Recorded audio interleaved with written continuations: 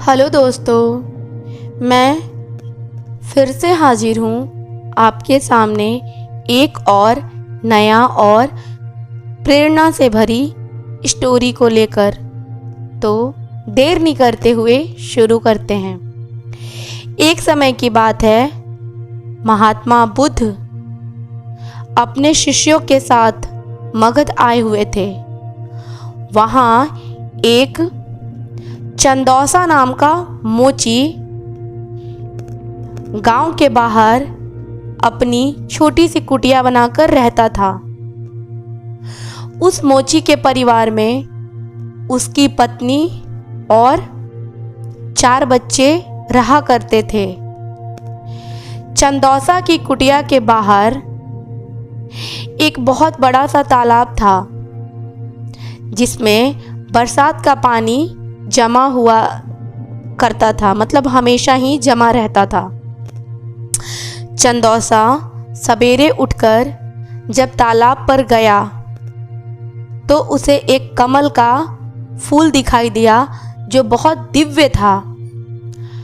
चंदौसा ने अपनी पत्नी फुलौरी को उस पुष्प के बारे में, उस फूल के बारे में बताया जो बहुत दिव्य दिखाई दे रहा था। फुलौरी शांत स्वभाव की थी और पतिव्रता भी था उसमें। फुलौरी ने तत्काल बताया कि महात्मा बुद्ध यहाँ आए हुए हैं, शायद वह इस तालाब के पास से गुजरे होंगे, जिसके कारण यह फूल हुआ और इतना दिव्य भी दिखाई दे रहा है। चंदौसा के मन में अमीर बनने का स्वप्न जागृत हुआ। वह झटपट तालाब में कूद गया और उस फूल को तोड़कर ले आया और अपनी पत्नी से आगे की रणनीति बताता है, मतलब आगे वो क्या करना चाहता है इस बारे में अपनी पत्नी से वह वार्तालाप करता है। मैं यह पुष्प राजा को देकर इसके बदले ढेर सारा मूल्य प्राप्त करूंगा और हम लोग अपना जीवन आराम से व्यतीत करेंगे।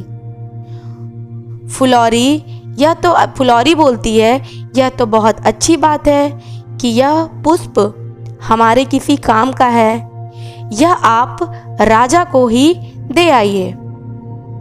चंदौसा बोलता है, ठीक है, मैं शीघ्र ही लौटकर आता हूँ। कहते हुए वह राजमहल की ओर तेज कदमों से निकल पड़ा। रास्ते में चंदौसा को तेज कदमों से जाते हुए देख एक व्यापारी देख लेता है और उसके हाथ में जो दिव्य पुष्प देखकर व्यापारी के मन में उस दिव्य पुष्प को प्राप्त करने का अभिलाषा जागृत होता है। वह व्यापारी भी इस पुष्प को, जो बहुत दिव्य दिखाई दे रहा था, उसे पाना चाहता है। व्यापारी आवाज देकर चंदौसा को बुलाता है और उस फूल का मूल्य पूछता है। व्यापारी उस फूल का मूल्य 2 स्वर्ण मुद्रा देने को तैयार हो जाता है। मतलब वो व्यापारी को इतना ज़्यादा वो पसंद आ जाता है पुष्प, जो कि दिव्य पुष्प था, उसके लिए वो 2 स्वर्ण मुद्रा देने के लिए तैयार हो जाता है। किंतु अंत समय में चंदौसा यह सोचता है कि व्यापारी जब इस पुष्प का मूल्य 2 स्वर्ण मुद्रा दे रहा है तो राजा अवश्य ही इसके बदले अधिक मूल्य देंगे। व्यापारी को ना कहते हुए चंदौसा राजमहल की ओर दौड़ता हुआ निकल गया। राह में राजा रत्नेश आते दिखाई दिए। चंदौसा ने उस पुष्प को राजा को दिखाया। राजा ने उस दिव्य पुष्प का मूल्य 5 स्वर्ण मुद्रा देने के लिए शीघ्र तैयार हो गए। मतलब राजा बोले कि चलो ठीक है, मैं ये दिव्य पुष्प के बदले तुम्हें 5 स्वर्ण का मुद्रा दूंगा। चंदौसा सोच में पड़ गया कि इस पुष्प में ऐसी क्या खास बात है जो व्यापारी और राजा इसकी प्राप्ति करना चाहते हैं? और मेरे पास तो यह पुष्प है जिसका मैं प्रयोग या मूल्य नहीं जानता कि आखिर ये कितना मूल्यवान है, इसकी समझ मुझे तो बिल्कुल भी नहीं है। एकाएक चंदौसा के दिमाग में बिजली सी कौंध जाती है। वह राजा को भी ना कहते हुए महात्मा बुद्ध के शरण में पहुंच जाता है। महात्मा बुद्ध के चरणों में गिरकर वह उस पुष्प को उनके चरणों में समर्पित करता है और अपने शरण में संरक्षण मांगता है। वह बोलता है कि गुरुजी, मुझे आप अपने संरक्षण में ले लीजिए। महात्मा बुद्ध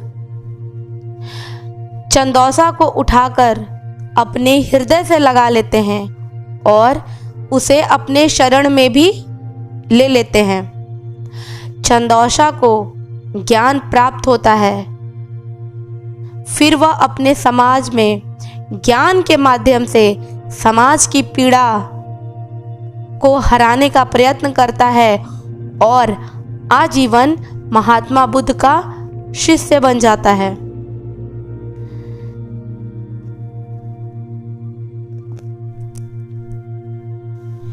एक और ज्ञानवर्धक कहानी है जो सच में आपके लाइफ में बहुत चेंज कर देगा अपने लाइफ को। तो देखते हैं। गौतम बुद्ध एक दिन एक वृक्ष को नमन कर रहे थे। उस वृक्ष को नमस्कार कर रहे थे।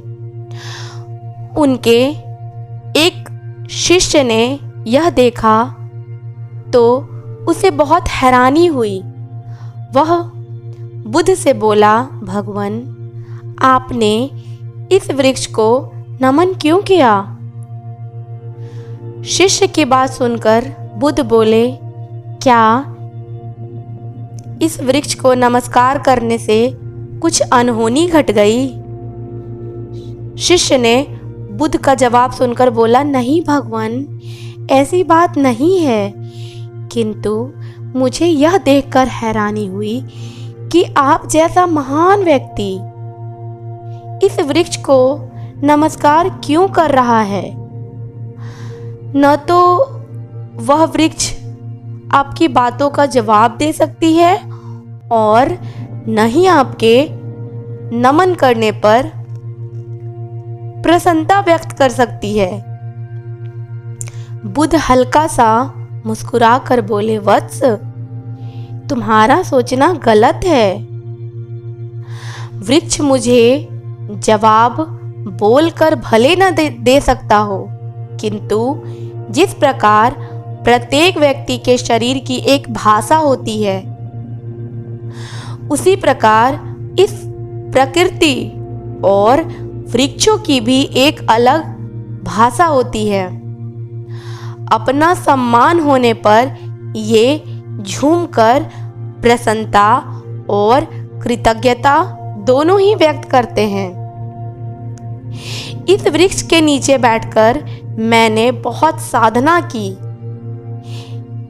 इसकी पत्तियों ने मुझे शीतलता प्रदान की, धूप से मेरा बहुत बचाव किया। हर पल इस वृक्ष ने मुझे सुरक्षा की है। इसके प्रति कृतज्ञता व्यक्त करना मेरा परम कर्तव्य है।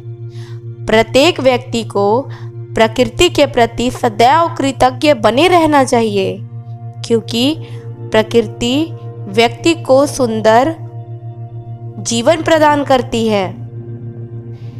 तुम जरा इस वृक्ष की ओर देखो कि इसने मेरी कृतज्ञता व धन्यवाद को बहुत ही खूबसूरती से ग्रहण किया है और जवाब में मुझे झूम झूम कर बता रहे हैं कि आगे भी वह प्रत्येक व्यक्ति की हर संभव सेवा करते रहेंगे।